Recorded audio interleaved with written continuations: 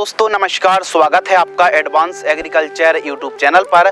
आज का बहुत ही इम्पोर्टेंट अनिवार्य विषय है दोस्तों टमाटर की उन्नत खेती, टोमेटो फार्मिंग। टमाटर की खेती कब और कैसे करना चाहिए। अक्सर जब एक नया बिगिनर फार्मर्स टमाटर की खेती करता है तो विल्ट की समस्या आती है, फलता फूलता पौधा सूख जाता है, प्रॉपर फल की मात्रा नहीं लग पाती, जो भी फल लग रहे हैं एकदम पक नहीं पा रहे हैं, कम वजन वाले हैं, चमक क्वालिटी साइज से कैसे बढ़ा सकते हैं और टमाटर की फसल पर कौन कौन सी बीमारी आती हैं, उनका स्प्रे सस्ते हों, अच्छे फफूंदनाशक, इंसेक्टिसाइड, कीटनाशक और ज़्यादा बढ़वार के लिए, ज़्यादा ग्रो करने के लिए, ज़्यादा पैदावार निकालने के लिए कौन सी खादों का प्रयोग करना चाहिए। लाइफ साइकिल के साथ साथ दोस्तों A to Z संपूर्ण जानकारी इस वीडियो के साथ शेयर करने वाले हैं कि कौन सी आपको वैरायटी का चुनाव करना है, टाइमिंग, एरिगेशन, फर्टिगेशन, इसके अलावा स्प्रे शेड्यूल के साथ साथ दोस्तों लाइफ साइकिल, एक एकड़ में कितना उत्पादन होगा, कितना मुनाफा होगा, लाइफ साइकिल संपूर्ण जानकारी क्लियर कवर करने वाले हैं। तो चैनल पर बने रहिए। चैनल पर पहली बार आए हैं तो चैनल को सब्सक्राइब कर लीजिए। मैं हूं आपका होस्ट एंड दोस्त शिव कुमार। चलिए शुरू करते हैं। सीक्वेंस वाइज आपको A to Z जानकारी शेयर करते हैं और सबसे पहले दोस्तों बात करते हैं अनुकूल समय यानी टाइमिंग। तो टमाटर की खेती वैसे तो आप 12 महीने कर सकते हैं, लेकिन सबसे अच्छा जो समय है गर्मियों के लिए आप अक्टूबर से दिसंबर के मध्य दोस्तों आप पौधरोपण कर सकते हैं और बरसात के लिए जुलाई से अगस्त के मध्य यदि आप पौधरोपण करते हैं तो बहुत अच्छे से पौधा ग्रो लेने वाला है। जलवायु, टेम्परेचर, क्लाइमेट कंडीशन जो टमाटर की फसल है इसके लिए जो क्लाइमेट कंडीशन, टेम्परेचर के बारे में बात करें तो यह ठंडी नम आर्द्र जलवायु की आवश्यकता पड़ती है और न्यूनतम टेम्परेचर 14 से 15 डिग्री सेल्सियस और अधिकतम 35 से 36 डिग्री सेल्सियस काफी अनुकूल माना जाता है। तो यह जो टमाटर की फसल है बहुत ज़्यादा ठंड पड़ती है तो पाला लग जाता है और बहुत ज़्यादा गर्मी पड़ती है तो सन बर्निंग की समस्या देखने के लिए मिलती है। अब ठंडियों के लिए बहुत ज़्यादा टेम्परेचर लो होता है तो खेत की चारों साइड धुआं कर सकते हैं, प्रॉपर सिंचाई कर सकते हैं। इसके अलावा अधिक गर्मी पड़ती है तो गर्मियों के दिनों पर बीच बीच में आप मक्के को भी दोस्तों लगा, इससे क्रॉप प्रोटेक्शन काफी अच्छा मिलता है। खेत की तैयारी के ऊपर डिस्कशन करें तो टमाटर की खेती नॉर्मल तरीके से आप 1 से 2 बार कल्टीवेटर चलवा सकते हैं या फिर प्लाव की मदद से, जो कि 1 से 1.5 फुट गहराई में चलता है, उससे आप दोस्तों प्लाविंग करा सकते हैं। इसके अलावा रोटावेटर है, हैरो की मदद से ठीक तरीके से मिट्टी को भुरभुरी करा लीजिए। और जब आप टमाटर की खेती कर रहे हैं तो प्लाविंग कुछ इस प्रकार कराइए कि 15 से लेकर 30 दिन की, 1 महीने की, 1.5 महीने की तेज धूप जरूर लग जाए, फिर उसके बाद ही आपको ठीक तरीके से वेट तैयार कराना चाहिए। और भूमि के ऊपर बात करें तो टमाटर की खेती वैसे तो प्राय सभी प्रकार की सॉइल पर खेती की जा सकती है, चाहे काली मिट्टी हो, काली दोमट हो, चिकनी दोमट, वली दोमट भूमि पर, पीली भूमि, लाल भूमि पर, हल्की दोमट और मध्यम दोमट भूमि जो होती है काफी उपयुक्त मानी जाती है। मृदा की पीएच वैल्यू काफी ज्यादा डिपेंड और निर्भर करती है। मृदा की पीएच वैल्यू 5.5 से लेकर 7.5 तक चल जाएगी, लेकिन यदि भूमि अधिक एल्कलाइन है, 7.5 से अधिक मृदा की पीएच वैल्यू है, तो इसके लिए आप दोस्तों एक काम कर सकते हैं कि जब खेत की तैयारी कर रहे हो तो जिप्सम का आपको प्रयोग करना चाहिए 50 किलोग्राम बुआई करते समय या फिर खेत की तैयारी करते समय। इसके अलावा खेत की चारों साइड ग्रीन नेट खींच लीजिए, 5-7 फीट वाली, 5.5 फीट वाली भी आप खींच सकते हैं। और गर्मियों के दिनों पर खेती कर रहे हैं तो गेंदे की और प्लस मक्के की 2 लान खेत की चारों साइड लगा दीजिए, इससे जो टेम्परेचर है काफ़ी अच्छा प्रोटेक्शन देखने के लिए मिलता है। तो इस प्रकार खेत की चारों साइड साफ सफाई होना चाहिए और जितनी ज़्यादा आप साफ सफाई रखेंगे फसल उतनी ही स्वस्थ रहने वाली है। खरपतवार मुक्त फसल आपको रखना चाहिए। इसके अलावा यदि नीलगाय, जंगली जानवर परेशान करते हैं तो फिर इसके लिए दोस्तों आप तारबंदी भी करा लीजिए। इस प्रकार फार्म की प्रिपरेशन कराना चाहिए। उन्नतशील किस्मों के ऊपर बात करते हैं कि टमाटर की खेती आप जब कर रहे हैं तो सीड सिलेक्शन करने में बहुत ज़्यादा समस्या का सामना करना पड़ता है कि अच्छी पैदावार दे और पौधा ज़्यादा से ज़्यादा फुटाव ले, ज़्यादा से ज़्यादा हाइट ले और ज़्यादा से ज़्यादा उत्पादन देखने के लिए मिले। तो इसके लिए दोस्तों जो वैरायटी है काफ़ी ज़्यादा डिपेंड करती हैं। गर्मियों के लिए वैरायटी अलग है, वीडियो पहले से उपलब्ध है, वीडियो को वॉच कर सकते हैं। लेकिन यह जो वैरायटी बतला रहे हैं आप दोनों सीजन पर इन किस्मों को आप लगा सकते हैं। हैं। अच्छा उत्पादन देने वाली यह किस्म है। नंबर 1 सेमिनिस कंपनी की अभिलाष आती है। इसके अलावा सिजेंटा कंपनी की साहू वैरायटी आती है। इसके अलावा नंबर 3 यूएस एग्री सीड्स की SW 1504 आती है। अर्का रक्षक आती है, US 1508 और हिमसोना जैसी वैरायटी को आप लगा सकते हैं। लेकिन स्पेशल गर्मियों के दिनों पर दिसंबर, जनवरी, फरवरी, मार्च महीने पर आप टमाटर की खेती कर रहे हैं तो फिर जो वैरायटी हैं गर्मियों वाली वैरायटी आप लगाएं। चैनल पर पहले से वीडियो उपलब्ध है, लिंक डिस्क्रिप्शन में मिल जाएगी, उस वीडियो को वॉच कर सकते हैं। तो इन किस्मों को आप चुनाव और सिलेक्शन दोस्तों कर सकते हैं। प्रति एकड़ सीड्स यदि आप टमाटर की खेती 1 एकड़ में कर रहे हैं और जानकारी प्रति एकड़ की दर से शेयर कर रहे हैं, 1 एकड़ में 43,560 स्क्वायर फीट होते हैं। 1 एकड़ पर आप खेती करें तो ये मान लीजिए लगभग 80 ग्राम से लेकर 100 ग्राम सीड्स की रिक्वायरमेंट पड़ने वाली है। या फिर प्लांटेशन आप कर रहे हैं तो सिंगल लाइन पर प्लांटेशन कर रहे हैं तो 8,000 और आप जिग जैग डबल लाइन पर, एक बेड पर डबल लाइन पर आप दोस्तों पौधे रोपण कर रहे हैं तो 15 से 16,000 पौधे की आवश्यकता पड़ने वाली है। तो दोनों प्रकार से आप पौधे रोपण कर सकते हैं। 80 से 100 ग्राम सीड्स की रिक्वायरमेंट पड़ने वाली है। लगभग 8 से 10 पैकेट टमाटर की सीड्स की रिक्वायरमेंट पड़ने वाली है। अब जो सीड्स खरीदने में भी समस्या आती है तो ऑनलाइन भी आप खरीद सकते हैं अमेज़न से, या फिर दोस्तों आप नज़दीकी जो कृषि दुकानें होती हैं वहां से भी आप सीड्स को बाय कर सकते हैं। ध्यान रखिए एक्सपायरी डेट वाला आपको सीड्स नहीं लगाना, अच्छी किस्म वाला ही बीज आपको चुनाव करना चाहिए। बेसल डोज के ऊपर दोस्तों बात करते हैं कि जब आप बेड तैयार कर रहे हों, पौधरोपण करते समय कौन सी खाद का प्रयोग करना चाहिए, बहुत ज़्यादा इम्पोर्टेंट विषय है। क्योंकि किसान भाई बेसल डोज पर बहुत ही कम खादों का प्रयोग करते हैं। यदि बेसल डोज पर इन खादों का प्रयोग करते हैं तो यकीनन पौधा बहुत ही अच्छी बढ़वार लेने वाला है, जो कि आप वीडियो पर देख रहे हैं। तो प्राइमरी जो न्यूट्रिएंट होते हैं आपको NPK 12, 32, 16 50 किलोग्राम या फिर DAP आपको लेना है 50 किलोग्राम, दोनों में से कोई एक। इसके अलावा single super phosphate powder form वाली 50 किलोग्राम, MOP म्यूरेट और पोटास दोस्तों आपको लेना है 30 किलोग्राम। अब कुछ किसान भाइयों के खेतों पर दीमक की समस्या भी देखने के लिए मिलती है, व्हाइट ग्रैप की समस्या देखने के लिए मिलती है। तो इसके लिए फिप्रोनिल 0.3% जैसे दानेदार इंसेक्टिसाइड रिजेंट आती है 3 किलोग्राम से लेकर 5 किलोग्राम, और गोबर की खाद कम से कम 4 ट्राली, इन सभी को मिक्स करना है। और जब आप बेड तैयार कर रहे हो तो उस समय बेड तैयार करते समय बेड के ऊपर देकर बेड मेकर या फिर बेड राइजर से बेड तैयार कराना चाहिए।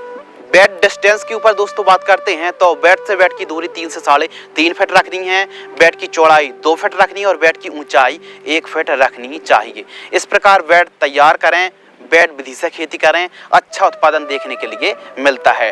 ड्रिप एरिगेशन के ऊपर दोस्तों बात करते हैं, टमाटर की खेती बेड विधि से आप खेती कर रहे हैं तो एक बेड पर सिंगल लाइन पर 16 mm इनलाइन ड्रिप को बिछा सकते हैं। इसके अलावा दोस्तों मल्चिंग पेपर के ऊपर बात करते हैं तो मल्चिंग पेपर भी बहुत ज्यादा इंपॉर्टेंट है और अनिवार्य है। मल्चिंग पेपर लगाने से खरपतवार नहीं उगते हैं, कम सिंचाई की आवश्यकता पड़ती है और एकदम फसल सिस्टमेटिक तरीके से स्वस्थ बढ़वार लेती है, जड़ों का काफी अच्छा विकास होता है। तो बहुत सारे फायदे हैं मल्चिंग पेपर के। 25 से लेकर 30 माइक्रोन का मल्चिंग पेपर आप लगा सकते हैं। 30 माइक्रोन का मल्चिंग पेपर आप लगा रहे हैं तो 1 एकड़ में 15,000 रुपए के आसपास का खर्च आने वाला है। मल्चिंग पेपर में होल्स, तो दोस्तों आप टमाटर की खेती कर रहे हैं तो सिंगल लाइन पर भी पौध रोपण कर सकते हैं और डबल लाइन जिगजैग भी पौध रोपण आप कर सकते हैं। तो इसके लिए काफी ज्यादा इंपॉर्टेंट है मल्चिंग पेपर में होल्स। कुछ इस प्रकार कोयले को भर करके, गर्म कोयले को कुछ इस प्रकार टूल्स की मदद से 2 इंची होल्स ले सकते हैं। दोस्तों बात करते हैं नर्सरी तैयार। जो टमाटर की नर्सरी है एकदम सस्ते पर आसान तरीके से घर पर ही तैयार हो जाए तो आप प्लास्टिक प्रोट्रे को अपना सकते हैं। यह जो मेथड है काफ़ी अच्छी है। प्लास्टिक प्रोट्रे में नर्सरी तैयार करने के लिए, टमाटर के पौधे तैयार करने के लिए आपको वर्मी कंपोस्ट की और कोकोपेट खाद यानी नारियल की खाद और वर्मी कंपोस्ट के साथ साथ एक फंगिसाइड की आवश्यकता पड़ेगी। और प्लास्टिक प्रोट्रे आप ऑनलाइन या फिर आप नज़दीकी कृषि जो दुकान होती है वहाँ से भी आप खरीद सकते हैं। तो वर्मी कंपोस्ट को और नारियली खाद को जो मिश्रण है ठीक तरीके से मिक्स कर लीजिए और आप ठीक तरीके से प्लास्टिक प्रोट्रे में भरकर एक एक बीजों की बुआई कर दीजिए और वापस से एक लेयर चढ़ा दीजिए। अब जो कोकोपीट आप ला रहे हैं, सिल्ली जो आती है नारियली खाद की, उनको आपको ठीक तरीके से गीला कर लेना है, नमी कर लेना है और ठीक तरीके से उनको मिक्सअप कर लेना है। उसके बाद दोस्तों प्लास्टिक प्रोट्रे जो हैं इनको ठीक तरीके से मल्चिंग पेपर में कवर करके रखना है। अब 5 से 6 दिन तक जो कि आप वीडियो पर देख रहे हैं इस प्रकार कवर करके रखिए, इससे जर्मिनेशन अंकुरण जल्दी हो जाता है। अब जैसे ही 5-7 दिन हो गए, 5 दिन सफिशिएंट है, उसके बाद जो आपने ग्रीन नेट खींची है या फिर झोपड़ी बनाई है जो कि आप वीडियो पर देख रहे हैं, इस प्रकार नर्सरी को जो प्लास्टिक प्रोट्रे हैं उनको बाहर निकाल के रख दीजिए। उसके बाद सुबह शाम सिंचाई करिए। और नर्सरी में समस्याएं भी आती हैं, जैसे लीफ माइनर की समस्या आती है, फंगस की समस्या आती है, सकिंग पेस्ट की, वाइट फ्लाई की समस्या आती है।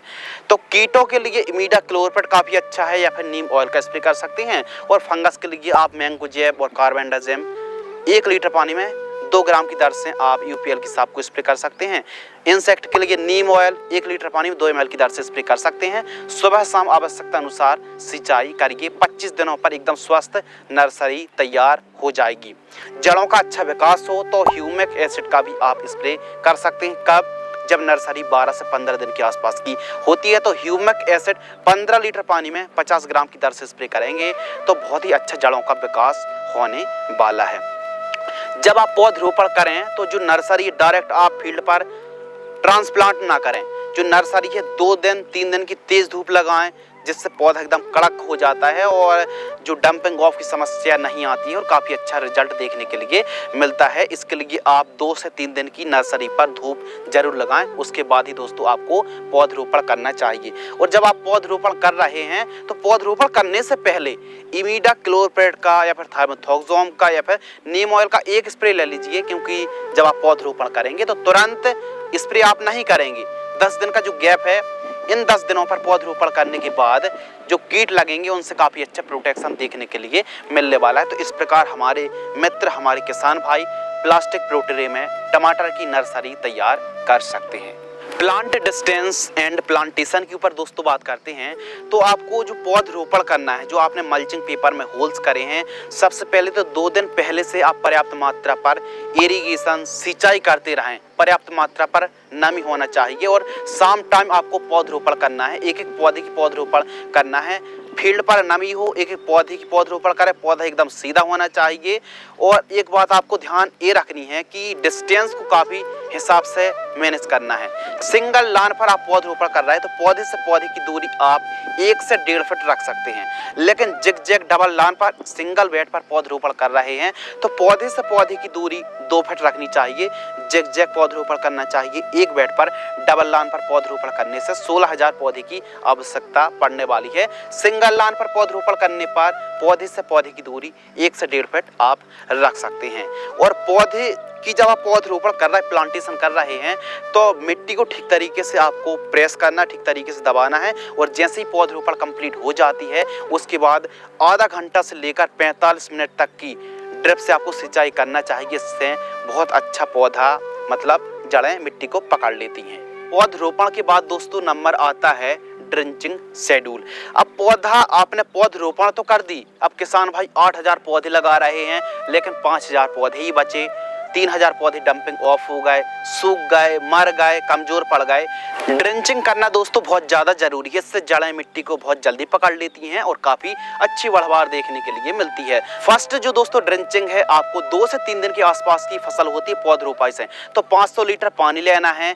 एनपीके घुलनशील खाद 19-19-19 आपको 1 किलोग्राम लेना है। और आपको ह्यूमिक एसिड 500 ग्राम लेना है। 500 लीटर पानी में घोल करके प्रति पौधा 50 से 100 ml प्रति पौधा जड़ों के पास ड्रिंचिंग कर देना है। इसके अलावा सेकंड ड्रिंचिंग के ऊपर दोस्तों बात करते हैं तो सेकंड ड्रिंचिंग 5 से 6वें दिन के आसपास की फसल होती है तो कॉपर ऑक्सीक्लोराइड 500 ग्राम लेना है। इसके अलावा माइक्रो न्यूट्रिएंट फर्टिलाइजर्स जैसे एग्रोमिन आती है 500 ग्राम से लेकर 1 किलोग्राम 500 लीटर पानी में इन दोनों को घोलना है। और 50 ml से लेकर 100 ml प्रति पौधा ड्रिंचिंग कर दीजिए, बहुत शानदार रिजल्ट देखने के लिए मिलने वाले हैं। केवल 2 ड्रिंचिंग कर दीजिए, आप अपनी टमाटर की फसल पर बहुत बढ़िया रिजल्ट देखने के लिए मिलने वाले हैं। थर्ड ड्रिंचिंग भी आप अप्लाई कर सकते हैं। तीसरी ड्रिंचिंग पर NPK 1261 1 किलोग्राम ले सकते हैं 500 लीटर पानी में घोल करके, जब 8 से 9 दिन के आसपास की फसल होती है। तो इस प्रकार ड्रिंचिंग शेड्यूल अपनाना चाहिए। अगले विषय के ऊपर दोस्तों बात करते हैं सिंचाई इरिगेशन, बहुत ज़्यादा जरूरी है। टमाटर की फसल पर बहुत ज़्यादा सिंचाई की आवश्यकता नहीं होती, लेकिन हाँ दोस्तों, आवश्यकता अनुसार सिंचाई करनी चाहिए। हल्की हल्की सिंचाई की आवश्यकता होती है। अब आप ड्रिप से खेती कर रहे हैं तो 2-2 दिनों के अंतराल पर 2-2 घंटे भी सिंचाई करेंगे तो अभी बढ़िया है। और यदि आप फ्लड इरिगेशन नाली क्यारी विधि से सिंचाई करते हैं तो ये मान लीजिए लगभग 8 से 10 दिनों के अंतराल पर सिंचाई करनी चाहिए, वो भी आवश्यकता अनुसार। सिंचाई करनी चाहिए भूमि के हिसाब से। हल्की भूमि है तो थोड़ा सा जल्दी सिंचाई, भारी भूमि है तो थोड़ा सा अंतर रख के आप सिंचाई कर सकते हैं। अगले विषय के ऊपर बात करते हैं खरपतवार की रोकथाम। अब टमाटर की फसल पर जैसे बिप्स पर है, कुछ ऐसी खरपतवार नाशक है, राउंडअप है, दोनों बेड के बीच में ग्लाइफोसेट का आप स्प्रे कर सकते हैं। लेकिन सबसे अच्छी जो जानकारी है कि टमाटर की फसल पर, खड़ी फसल पर कोई भी खरपतवार नाशक का स्प्रे ना करें, पहली चेतावनी। दूसरी चेतावनी ये है कि मजदूर यदि ना मिल रहे हो तो दोनों बेड के बीच में जो खरपतवार उगा हुआ है वहां पर आप ग्लाइफोसेट 41% SL 800 ml 200 लीटर पानी में घोल करके दोस्तों आप दोनों बेड के बीच में कुछ इस प्रकार प्रोटेक्शन से, यानी जो घोल है फसल पर नहीं पड़ना चाहिए, खरपतवार को कंट्रोल कर सकते हैं। यदि मजदूर उपलब्ध हैं तो निराई गुड़ाई से बढ़िया ऑप्शन कोई है भी नहीं है। इसके अलावा दोस्तों बात करते हैं टमाटर की फसल को प्रोटेक्शन करने के लिए बहुत ज़्यादा ज़रूरी है दोस्तों स्प्रे शेड्यूल। स्प्रे शेड्यूल बहुत ज़्यादा इम्पोर्टेंट है और इस वीडियो का ये वो पार्ट है जो कि काफ़ी ज़्यादा इम्पोर्टेंट, अनिवार्य, महत्वपूर्ण और आवश्यक भी है। क्यों? क्योंकि किसानों को परेशान करती है थ्रिप्स, किसानों को परेशान करती है लीफ माइनर, माइट्स, इसके अलावा फली छेदक, कई समस्याएं आती हैं। कौन सी समस्या है उनके बारे में तो बतलाएंगे ही। कम स्प्रे पर आपका काम हो जाए तो इसके लिए स्टिकी ट्रैप लगाएं। नीला और पीला ट्रैप 1 एकड़ में 15 से 20 पीस पर्याप्त हैं। स्टार्टिंग पर नीम ऑयल है, फिश ऑयल का आपको स्प्रे करना चाहिए। स्टार्टिंग पर खादों पर जीवामृत है, ट्राइकोडर्मा है, इनका आपको प्रयोग करना चाहिए। गन्ने का गुड़ है, इनका प्रयोग करने से काफ़ी अच्छा लाभ मिलता है। वर्मी कंपोस्ट का प्रयोग कर सकते हैं, गोबरी खाद का प्रयोग कर सकते हैं। टमाटर की फसल पर ऑर्गेनिक तरीके से हमारे किसान भाइयों को नए तरीके आजमाना चाहिए। स्प्रे शेड्यूल के ऊपर दोस्तों बात करते हैं कि देखिए स्टिकी ट्रैप तो आपको लगाना ही लगाना है। इसके अलावा खेत के चारों साइड मैरीगोल्ड की यानी गेंदे के फूल की आपको 2 से 3 लाइन लगा देना है। इसके अलावा दोस्तों मकई यानी मक्के की भी 1 से 2 लाइन लगा दीजिए, इससे काफ़ी अच्छा प्रोटेक्शन देखने के लिए मिलता है। लेकिन गेंदे के फूल को आप जरूर लगाइए, इससे कीटों का प्रकोप सबसे पहले गेंदे की फसल पर होता है। आप पता कर सकते हैं कि हमारी फसल पर कौन से कीटों का प्रकोप होने वाला है, तो इन बातों को ध्यान रखें। बात करते हैं कीट प्रबंधन, कौन कौन सी बीमारी आती है, तो प्रमुख रूप से लीफ माइनर, जो कि बहुत ही रेयर गंभीर समस्या, लीफ माइनर, माइट्स, सफ़ेद मक्खी, लेट ब्लाइट है, अर्ली ब्लाइट।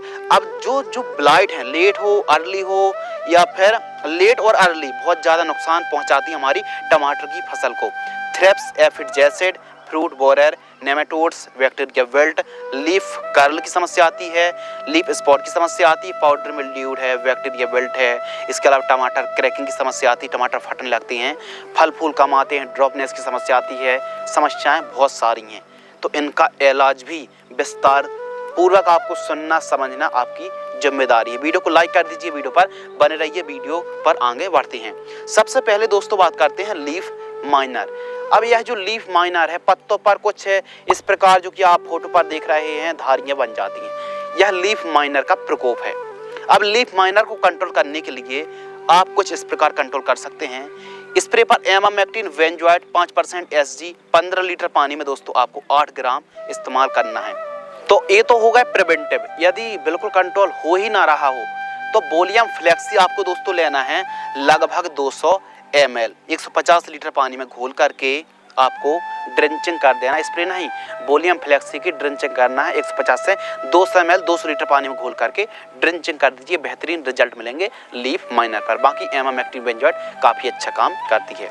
इसके अलावा दोस्तों बात करते हैं माइट्स, मकड़ी जो रेड माइट्स हो, येलो माइट्स हो, इनकी समस्या देखने के लिए मिलती है। तो माइट्स के लिए धानुका की ओमाइट्स 15 लीटर पानी में 15 ml, या फिर दोस्तों आप क्रिस्टल की एवासिन 15 ml, या फिर पीआई की ओमाइट्स इंसेक्टिसाइड 15 लीटर पानी 15 ml, तीनों में से किसी एक का भी आप स्प्रे करेंगे तो मकड़ी कंट्रोल हो जाएगी, माइट्स एकदम नियंत्रण होने वाली है। थर्ड, सफेद मक्खी, व्हाइट फ्लाई। अब व्हाइट फ्लाई एक ऐसा कीट है, एक ऐसा सकिंग पेस्ट है जिसको कंट्रोल यदि ना किया जाए तो हमारी फसल को बर्बाद कर सकता है, कमजोर कर सकता है, खत्म कर सकता है। तो इसके लिए टमाटर की फसल पर सफेद मक्खी के लिए एसिटामिप्रिड 20% एसपी 15 लीटर पानी में 8 ग्राम की दर से स्प्रे कर सकते हैं प्रिवेंटिव में। लेकिन प्रकोप बढ़ता है तो BASF कंपनी की सेफीना 15 लीटर पानी में 30 ml, या फिर सुमिटोमो की लैनो इंसेक्टिसाइड 15 लीटर पानी में 40 ml, इन तीनों में से कोई एक स्प्रे कर सकते हैं। टमाटर की फसल पर एफिड जैसे थ्रिप्स का प्रकोप होता है दोस्तों, ध्यान से सुनिए। तो इनमें से कोई एक कीटनाशक को आप अपना सकते हैं, जैसे इमीडाक्लोप्रिड 70.8% है 15 लीटर पानी में 10 ml, थार्मोथोक्सोन 25% WG 15 लीटर पानी में 8 ग्राम, या फिर बायर कंपनी की मोमेंटो एनर्जी 15 लीटर पानी में 25 ml की दर से आप स्प्रे कर सकते हैं। तो इन तीनों में से कोई एक इंसेक्टिसाइड का स्प्रे करते हैं तो बेहतरीन रिजल्ट देखने के लिए मिलने वाला है। यदि दोस्तों टमाटर की फसल पर फ्रूट बोरर यानी फल छेदक का प्रकोप देखने के लिए मिलता है तो डाउ एग्रोसंस की डेलीगेट इंसेक्टिसाइड 15 लीटर पानी में 15 से 20 ml, या फिर FMC की वेनिबिया 15 लीटर पानी में 15 ml की दर से, या फिर सजेंटा कंपनी की एम्प्लिगो 15 लीटर पानी में 8 से 10 ml, तीनों में से कोई एक का स्प्रे करेंगे तो बेहतरीन रिजल्ट देखने के लिए मिलने वाले हैं। इसके अलावा दोस्तों बात करते हैं लेट ब्लाइट। लेट ब्लाइट यानी पछेती झुलसा। अब टमाटर की फसल पर लेट ब्लाइट, अर्ली ब्लाइट बहुत बड़ी समस्या है और इनको कंट्रोल ना किया जाए तो पूरी फसल चौपट हो जाएगी। तो कैसे प्रिवेंटिव में कंट्रोल किया जा सकता है, आइए समझते हैं। लेट ब्लाइट पछेती झुलसा के लिए एमिस्टा टॉप फंगिसाइड 20 ml, या फिर बायर कंपनी की नेटिवो 10 ग्राम, या फिर एक्रोवेट कंप्लीट फंगिसाइड 20 ग्राम, इन्फिनिटो फंगिसाइड 40 ml, या फिर डुपॉन्ट की इक्वेशन प्रो 20 ml, इन चारों पांचों में से कोई एक स्प्रे कर दीजिए, बेहतरीन रिजल्ट मिलेंगे लेट ब्लाइट के लिए। इसके अलावा दोस्तों बात करते हैं अर्ली ब्लाइट। टमाटर की फसल पर पहले आता है अर्ली ब्लाइट, तो इसको कंट्रोल करना बहुत ज़्यादा जरूरी है। अर्ली ब्लाइट के लिए प्रोपिनेप 70% जैसे एंट्राकोल आती है 40 ग्राम, या फिर कॉपर ऑक्सीक्लोराइड 50% वाली आपको लेना है 40 ग्राम, डुपॉन्ट की कर्जेट फंगिसाइड दोस्तों आपको लेना है 60 ग्राम, कार्बेंडाजिम प्लस मैंकोजेब जैसी यूपीएल की साप आती है 40 ग्राम, मैंकोजेब 75% WP 40 ग्राम, किसी एक को स्प्रे कर दीजिए, प्रिवेंटिव रूप में बहुत बेहतरीन रिजल्ट देखने के लिए मिलने वाले हैं। बैक्टीरिया लीफ स्पॉट के ऊपर दोस्तों बात करते हैं तो बैक्टीरिया लीफ स्पॉट जो है यह पत्तों पर को जलने जैसे दिखना चालू हो जाते हैं तो इसको कंट्रोल करना जरूरी है।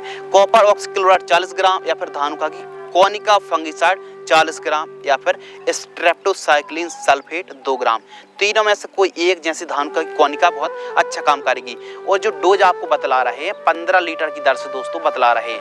अब हम एक बीमारी और 3-4 दवाइयों के नाम बतला रहे हैं, तीनों में से कोई भी मिल जाए और उन तीनों का कोई भी टेक्निकल किसी भी कंपनी मिले उसका दोस्तों आप स्प्रे कर सकते हैं बेझिझक।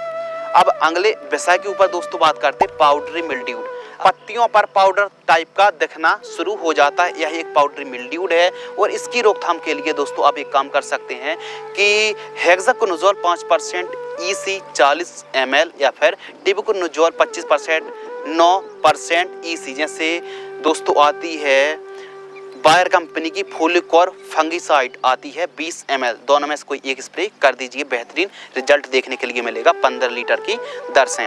बैक्टीरिया बिल्ट आती, फलता फूलता पौधा सूख जाता है, इसके लिए प्रिवेंटिव में ट्राइकोडर्मा से कोई बेस्ट हो ही नहीं सकता। हाँ, लेकिन केमिकली पर आप चाहें तो जैसे बायर की एलेट 500 ग्राम 200 लीटर पानी में घोल करके आप दोस्तों ड्रेंचिंग कर सकते हैं। एलेट और ट्राइकोडर्मा दोनों को अलग अलग, एक साथ नहीं, यही ट्राइकोडर्मा और एलेट दोनों बिल्ट पर काफी अच्छा काम कर सकती है, वो भी प्रिवेंटिव रूप में। तो बीच बीच में ट्राइकोडर्मा लिक्विड वाला 15-15 दिनों के अंतराल पर आपको छोड़ते रहना चाहिए सॉइल एप्लीकेशन से। अगली समस्या के ऊपर दोस्तों बात करते हैं टोमेटो क्रैकिंग प्लस स्प्लेटिंग, यानी फल फटने की समस्या आती है। तो भाई साहब यह जो समस्या है यह कैल्शियम और बोरॉन की डिफिशियंसी के कारण भी होती है। अधिक शुगर की मात्रा जब बढ़ती है तब भी फल फटने की समस्या आती है। तो इसके लिए इस फॉर्मुलेशन को आप अपनाइए। कैल्शियम नाइट्रेट आपको लेना है 3 किलोग्राम और बोरॉन भी 20% दोस्तों आपको लेना है लगभग 500 ग्राम। इनको 1 एकड़ में ड्रिप के माध्यम से चला दीजिए, बेहतरीन रिजल्ट देखने के लिए मिलेंगे। यदि दोस्तों टमाटर की फसल पर फर्टिगेशन करने के बाद, सिंचाई करने के बाद प्रॉपर आप मेंटेनेंस कर रहे हैं, फल फूलों की मात्रा अच्छी नहीं आ रही है, टॉनिक का स्प्रे आप कर सकते हैं। जैसे आयशा एग्रो की सीएफ-टॉन 10L टॉनिक 25 ml की दर से स्प्रे कर सकते हैं। कोरोमंडल इंटरनेशनल कंपनी की फेंटेक प्लस टॉनिक आती है 10 ml की दर से। टाटा की बहार 25 ml, तीनों में से कोई एक स्प्रे आप कर सकते हैं फल फूलों के लिए 15 लीटर की दर से। इसके अलावा दोस्तों बढ़वार के लिए प्लांट ग्रोथ प्रमोटर। यदि आपको लग रहा है कि टमाटर की फसल, यदि आपकी फसल को लग रहा है कि बढ़वार नहीं हो रही है, ऐसा नहीं कि एकदम आप स्प्रे करते जा रहे हैं, आपको लग रहा है कि हमारी फसल एकदम बढ़वार नहीं ले रही, एकदम हम न्यूट्रिएंट की पूर्ति कर रहे हैं, तो कोई एक प्लांट ग्रोथ प्रमोटर का स्प्रे कर सकते हैं। जैसे सीवीड एक्सट्रैक्ट है, सागरिका है, पोषक सुपर है, क्वांटेस है, वायुवीटा है, ये सब इनका स्प्रे कर सकते हैं। डोज आप स्क्रीन पर देख रहे हैं, डोज 15 लीटर की दर से बतला रहे हैं। इसके अलावा फल फूल ड्रॉप की नेस की समस्या आती है, फल फूल झड़ने लगते हैं, तो गोदरेज की डबल 10 ml 15 लीटर की दर से, या फिर अल्फा नेफ्थिल एस्टेक एसिड बार कंपनी की प्लानोफेक्स आपको 5 ml 15 लीटर की दर से, दोनों में से कोई एक स्प्रे दोस्तों आप कर सकते हैं। घरडा कंपनी की चमत्कार प्लांट ग्रोथ रेगुलेटर को भी स्प्रे किया जा सकता है 15 लीटर पानी में 20 ml की दर से। तो इस प्रकार दोस्तों आपको आवश्यकता अनुसार जैसे बीमारी का प्रकोप देखने के लिए मिलता है, उस हिसाब से आवश्यकता अनुसार स्प्रे शेड्यूल चलाना चाहिए। जो स्प्रे है 10-10 दिनों के अंतराल पर, 10 से 15 दिनों के अंतराल पर टमाटर की फसल पर स्प्रे करना चाहिए। इससे काफ़ी अच्छा प्रोटेक्शन मिलेगा। स्टार्टिंग के दिनों पर हल्के रेंज की जो टेक्निकल बेस फंगिसाइड, इंसेक्टिसाइड होते हैं, उनका आपको इस्तेमाल करना चाहिए। यानी स्टार्टिंग के दिनों पर प्रिवेंटिव रूप पर हल्के सस्ते रेंज के टेक्निकल को ही अपनाना चाहिए और आवश्यकता अनुसार आपको स्प्रे शेड्यूल चलाना चाहिए। अब अगले और महत्वपूर्ण विषय के ऊपर दोस्तों बात करते हैं, खाद का शेड्यूल यानी फर्टिगेशन शेड्यूल। बहुत ज़्यादा इंपॉर्टेंट है फर्टिगेशन शेड्यूल। अब फर्टिगेशन यदि आप प्रॉपर न्यूट्रिएंट की पूर्ति करेंगे तो जो पौधा है प्रॉपर फल और फूलों की संख्या देखने के लिए मिलेगी, ज़्यादा पैदावार देखने के लिए मिलेगी। तो जो फर्टिगेशन शेड्यूल है, यदि आप ड्रिप से खेती कर रहे हैं तो टमाटर की जो फसल है ट्रांसप्लांट से 45 दिन तक, यानी 10 दिन से लेकर 45 दिन के मध्य जो वनस्पतिक स्टेज होती है, एनपीके 19-19-19 घुलनशील खाद आपको लेना है 2 किलोग्राम, एनपीके 1261-0, एनपीके 1744-0, एनपीके जो दोस्तों खाद है 2 किलोग्राम और माइक्रो न्यूट्रिएंट 500 ग्राम की दर से आवश्यकता अनुसार आप ड्रिप में चला सकते हैं लगभग 3-3 दिनों के अंतराल पर।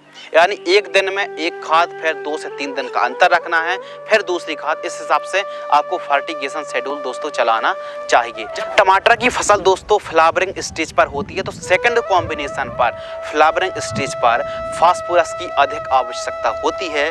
तो एनपीके 05234, एनपीके 1261-0, एनपीके 1744-0 जैसी खादों का आवश्यकता अनुसार प्रयोग करना चाहिए लगभग 3 किलोग्राम 3-3 दिनों के अंतराल पर।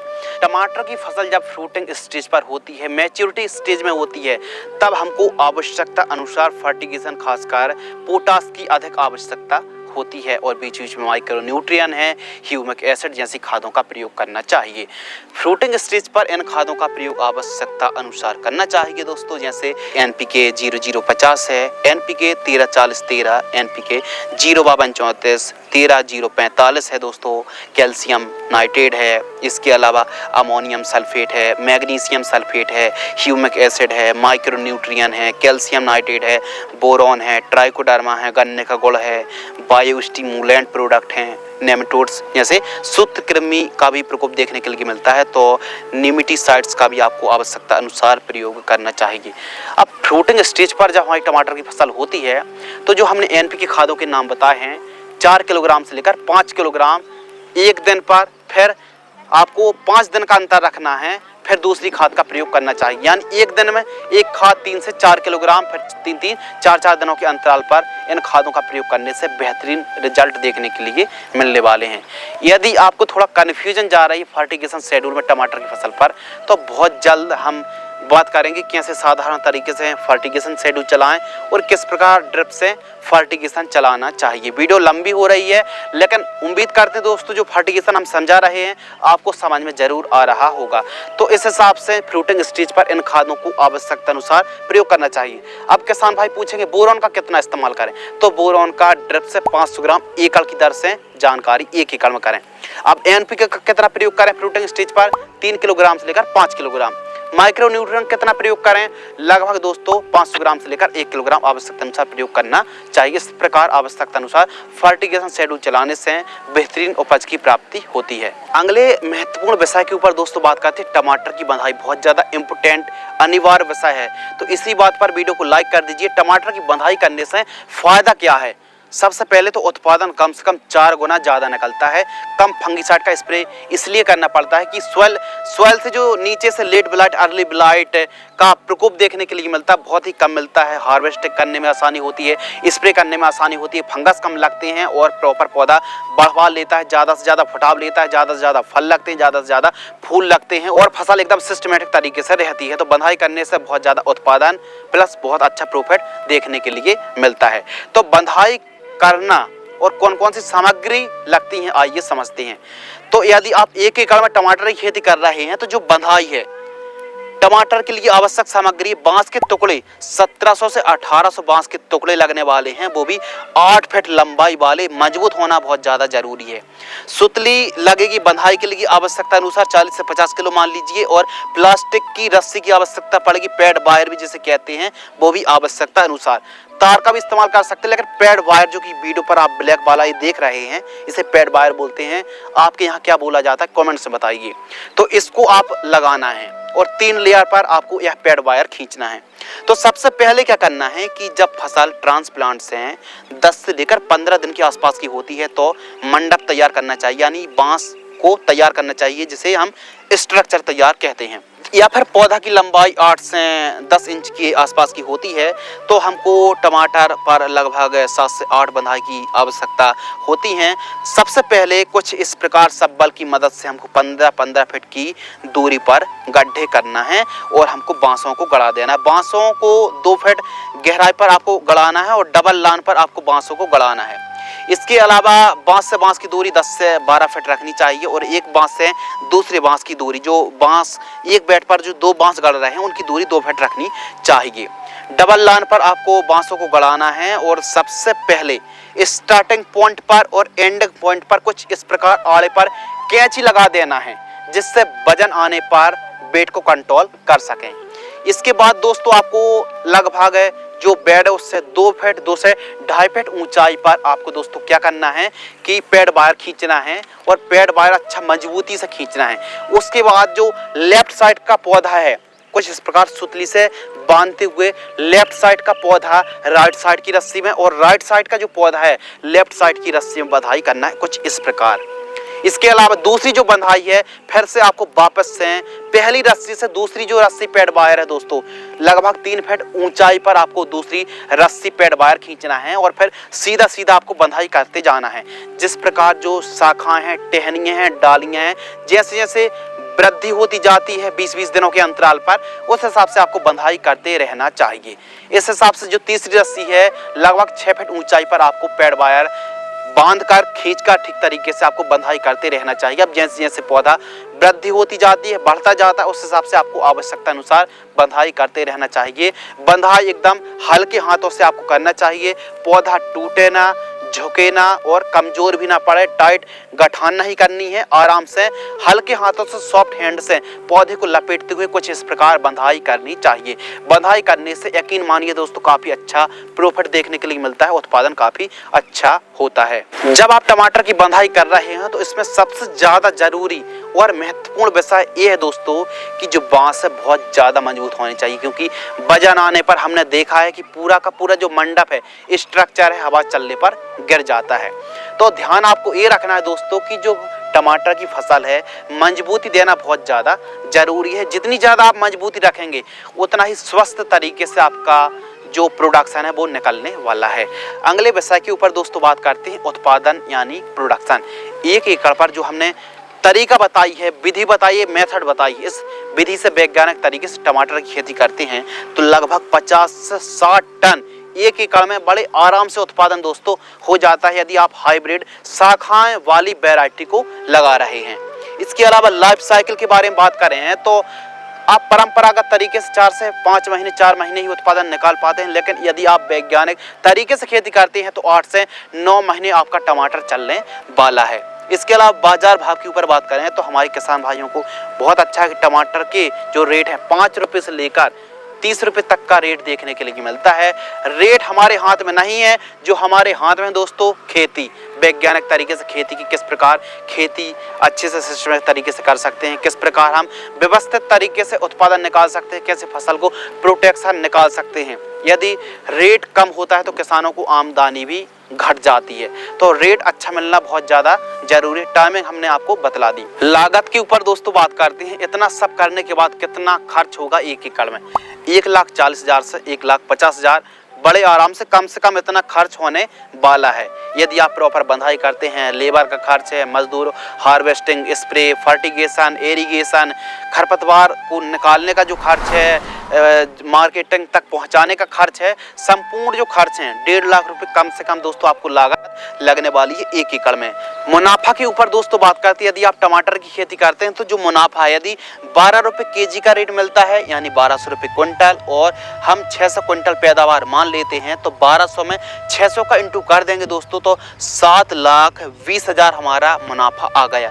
लागत घटा देंगे 1,50,000 तो जो हमारा नेट प्रॉफिट है 5,70,000 हमारा नेट प्रॉफिट आ गया। तो दोस्तों जो हमने आपको नेट प्रॉफिट बताया 5,70,000। अब यदि रेट अच्छा मिलता है, क्योंकि रेट अच्छा भी रहता है तो आमदनी बढ़ने वाली है, थोड़ा सा रेट उत्पादन घटता है तो ये मान लीजिए आप टमाटर की खेती करते हैं, लागत को काटकर 4 लाख रुपए से लेकर 7 लाख रुपए के बीच में आप कमाई कर सकते हैं दोस्तों। ये मान लीजिए टमाटर की फसल पर समस्याएं काफ़ी आती हैं, उनका हमने इलाज एकदम डिटेल के साथ, विस्तार के साथ जानकारी शेयर की। तो इस वीडियो लंबी जरूर हो गई, लेकिन जो जानकारी A to Z हमने कोशिश करी कि पूरी जानकारी, संपूर्ण जानकारी शेयर की जाए कि हमारे किसान भाई आसानी तरीके से, बिल्कुल सरल तरीके से, आसान मेथड से टमाटर खेती कर सकें, टमाटर को ग्रो कर सकें, उत्पादन निकाल सकें, प्रॉफिट निकाल सकें। उम्मीद करते हैं दोस्तों इस मेहनत से आपको जरूर कुछ ना कुछ फायदा होगा। यदि हमारी यह मेहनत सार्थक लगती है तो वीडियो को लाइक करें, चैनल को सब्सक्राइब करें। जय हिंद, वंदे मातरम।